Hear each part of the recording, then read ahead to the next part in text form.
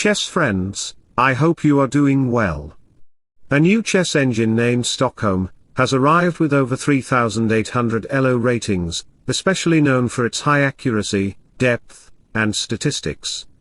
Today, I have an intriguing and intense chess game with it, where I sacrificed my pieces wonderfully to expose its kingside. Let's get started without wasting any time. I started the game with e4, and black responded with d6, but at this point, you might consider playing e6, which is known as the French defense and is a good choice. Black could respond like this, leading to the Paulson variation. Another possibility is that black can play with e5, then after the knight moves out, you can take the pawn and play knight to f6, which is the Petrov defense. The game could also unfold in this manner. However, in the actual game, black decided to go with d6, which is known as the pirate defense. You know, black's main idea is to plant their bishop in this fianchetto line and develop it, because this bishop cannot move ahead on this diagonal due to being completely blocked. Therefore, you should aim to dominate your center by playing either e5 or c5. And then continue with knight to c6 or develop your queenside with the bishop fianchetto diagonal, which is a good strategy. However, after a couple of moves later when I played knight to c3, black decided to play e5. Some of you may consider capturing the e-pawn, but doing so would open up the file. Others may think of exchanging queens, leading to an immediate endgame. But as I am Stockfish, I want to show you an amazing and incredible chess game, which is why I held on in the game by playing knight to f3, putting pressure in the center. Now, black has two main ideas, either playing their knight on d7 or placing it on c6. Playing knight to c6 to control the center seems impractical. When I play pawn to d5, black's knight has to retreat, and after I play bishop to c4, black will likely play g6. There's a master strategy behind this pawn chain structure, involving moves like pawn to h6, knight h5, followed by knight to f4. Therefore, after developing the bishop and castling, he can execute the dominating move, pawn to f5, putting pressure on the center with the bishop. You should also be cautious of my light-squared bishop, as it's poised to strike hard on the kingside. Returning to the position, we didn't see the move knight to c6, and Stockholm also avoided typical moves, so after moving the bishop to c4, after knight d7, I aimed to attack the pawn with my knight on g5. My bishop and knight could mount a strong attack along this diagonal. Black countered with h6 to prevent this. I then progressed on the queenside by playing pawn to a4. Some may consider playing bishop to e7 and castling long. Given the overwhelming structure, another option is to play knight to b6, immediately attacking the bishop. However, I opted for the astonishing move of sacrificing my bishop on f7, after capturing the bishop. I can easily take black's pawn on e5, which is a dominant position. The knight cannot go to g4 to target the pawn, as I can capture black's knight. This creates a vulnerable situation, with the pinned pawn to the queen, leading to a difficult position for black. So if they dare to play knight to d7, continuing from there, after playing a5, the knight indeed has only one move, to c4, to target the pawn again. However, I can go further by sacrificing my pawn with e6. If you decide to capture the pawn with your king becomes exposed. I can then play queen d5 check and capture the knight on c4, leaving your king completely exposed. From there, I can play knight to d5, attacking your king and the c7 pawn simultaneously with my queen. This creates a challenging position for you. Going back, we observed the move knight to b6, and although bishop to e7 was the best move to consider, black decided to go with a5. This move creates a weakness on the b5 square, where my knight or bishop can swiftly infiltrate. Therefore, black had to play c6 to protect that square. Moving knight to b5 will attack the bishop, and additionally, you can infiltrate your rook by moving it to the b8 square to advance your pawn in the future if desirable. After castling, black played pawn to c6 to protect that square and to open up lines for the bishop and knight, thereby dominating the center. After the bishop moves back, we move the queen to c7. This queen c7 move is very intriguing and has a strategic idea of playing bishop e7. Followed by knight f8 and knight to g6, then the bishop goes to g4 to pin down the knight. Next, the knight will come to h4 to create a vulnerable situation around the king side. Additionally, the queen c7 move dominates in the center, providing an open file for the rook by playing rook to d8, therefore, I played the knight to h4 intending to put the knight on f5 to create an attack on the king's structure. However, my opponent immediately captured my pawn on d4, after the captures occurred. They instantly played knight to c5, putting pressure on the center pawn. This move prevents my knight from reaching the f5 square, as the bishop file gets opened, so, after playing bishop to f4, I attacked the d6 pawn. You might think this pawn is well protected, prompting me to move out the bishop and play long castle, but if you do so, I can easily capture your knight, and you'll notice that your pawn is pinned down to the queen, weakening your position significantly. Therefore, in this position, he played knight to h5 to put pressure against the bishop. As the bishop moves back, you might argue that bishop to g3 was also protected, allowing the pawn to capture on the g3 tile. However, you can see that my pawn structure would become vulnerable, and this 7 drag is well protected by his queen and his structure. After moving out his bishop to e7, he is going to castle and attack the knight. From this position, I played an astonishing and incredible move. Can you guess it? The move is playing rook to e1. This move directly sacrifices the knight on h4. Additionally, my rook has the potential to open up the e-file, where the bishop has good diagonal control. He decided to capture the knight right away. In response, I opened up the file by pushing my pawn on the e-file, which also targets the bishop on h4. If you move back your bishop to protect it and your king, I can easily capture on the d6 square, creating a vulnerable situation in the middle of the board, protected by the queen. In this position, you might consider playing knight to e6 to challenge the queen. However, I can easily capture the knight, leaving your queen still under threat. If you choose to capture my pawn, you risk losing your bishop on c8. Even if you attempt bishop takes h2 check and then capture my bishop on the next move, I can gain a significant advantage by playing bishop to f4, directly challenging your queen, which remains under attack. Let's return to the position. We've discussed the move bishop to e7, now, let's consider if you dare to play queen e7 to protect the bishop. However, this move can create a vulnerable situation for you after I capture the pawn on d6. My rook can then maneuver there, further complicating your position. Let's return to the current position. Black initiates with queen d8 to protect the bishop. I then capture the d6 pawn, gaining the pawn on the 6th rank effortlessly. This move opens up my rook's file and allows my bishop to control a strong diagonal. My queen also puts pressure on the knight. When black plays knight to e6 to challenge my queen, I capture the knight.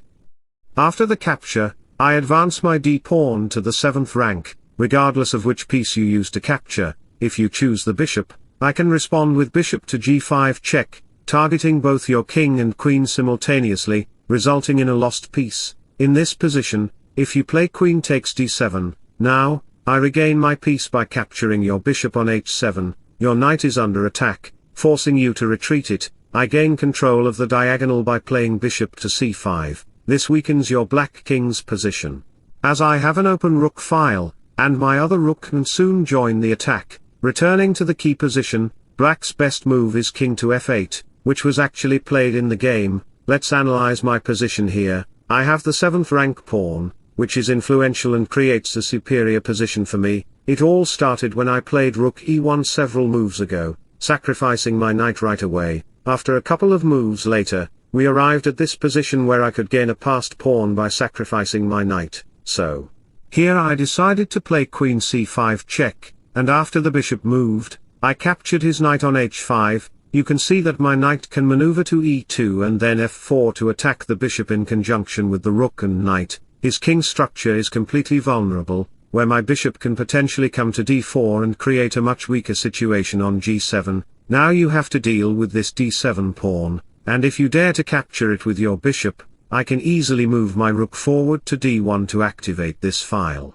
And your queen will be vulnerable. If you dare to unpin your queen by moving it to c7, I can easily sacrifice my bishop on the b6 square. Then, you'll have to capture it back. After these exchanges and rook love to e7, you'll see that your bishop and f7 pawn are in vulnerable positions, potentially losing a piece and ending the game soon. Let's go back to the position. We have queen takes d7 and rook to e1. followed by queen to c8 and h3 to protect the g4 square, where the bishop could potentially attack my queen and rook. If the bishop moves to d4, it will attack the g7 square, allowing my knight to maneuver from e2 to f4 to create a joint force attack with the rook on the bishop. I'm working to expose the black king, especially after it moves up to connect its two rooks. My knight can move from e2 to potentially go to the a4 square to attack the bishop. The bishop responds by moving to b4 to target the rook first, then I play c3.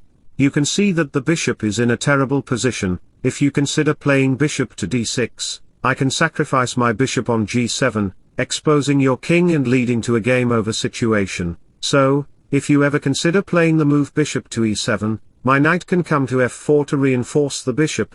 After the rook moves to e8 to save his bishop, I can sacrifice my rook on e6, then play a check on the g6 square and checkmate you on g7 by capturing the pawn. This results in checkmate by the queen and bishop.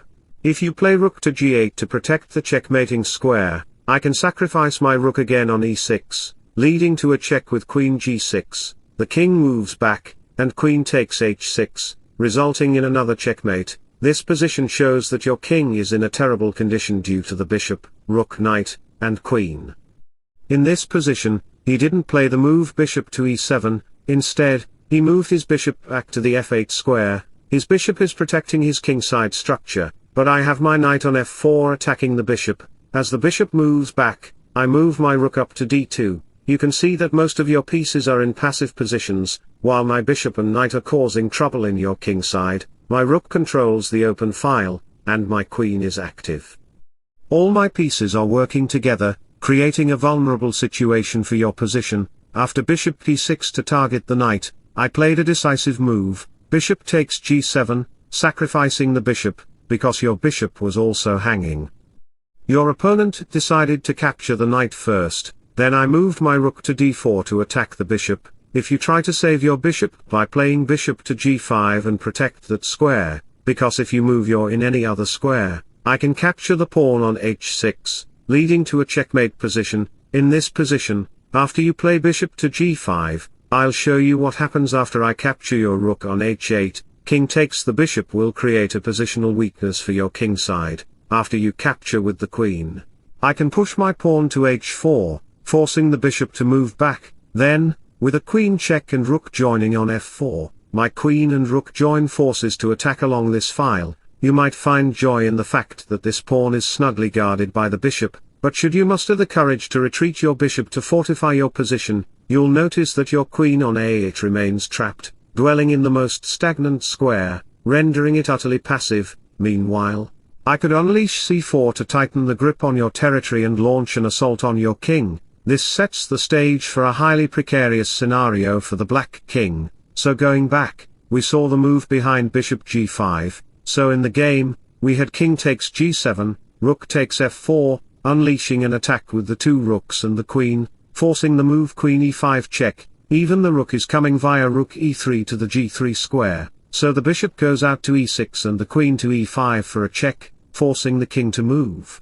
If you dare to move back your queen to g8, I can easily develop my rook to e3 then g3 to unleash an attack.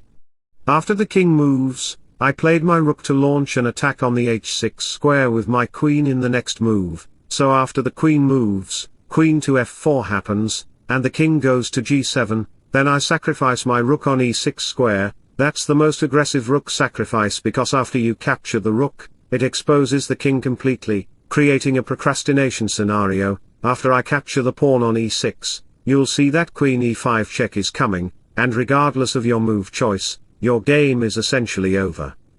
If you opt for a normal move like rook to a6, I can initiate queen to e5 check first, forcing the king to move. After the king goes to g8, I can play rook g6 check, followed by a series of checks, ultimately leading to a deadlock situation for you due to the checkmate threat on the e7 square. Going back to the position, there are no normal moves available since queen e5 is looming. When you offered me an exchange with queen to g5, I declined it with queen check, queen d4 check, and after the king moves, I played f4 to reposition the queen. Regardless of where the queen moves, it leads to a deadlock situation for you. For instance, If you play queen to d8, I can respond with queen e4 to threaten queen g6, if you try to protect that square by moving your rook to g8. It creates a vulnerable situation because your rook on g8 loses control over the h7 square. Consequently, after a check, king moves, rook g6 check occurs, followed by king moving back, rook takes h6 king g7 and rook h7, resulting in a checkmate. Going back to the position, since the queen has no square to run, he decided to play rook d8, exchanging the queens forcefully, and after a series of exchanges. You can observe that I have 2 pawns in the king side, and it is completely winning for me because after I move my rook to attack on the pawn, you have no way to protect it, and I picked up that pawn. I have 2 connected passed pawns in the king side, it is completely unstoppable for him, and after a series of moves later, we have rook a3 rook check. I am pushing my g and h pawns for the quick victory. He has only 1 rook and a pawn, which is just a nut, and after a couple of moves later becomes a checkmate. So, what I gain? I hope you really liked my presentation. Is it so? Then don't forget to like and subscribe to my channel. Wish you all the best. Bye bye, see ya.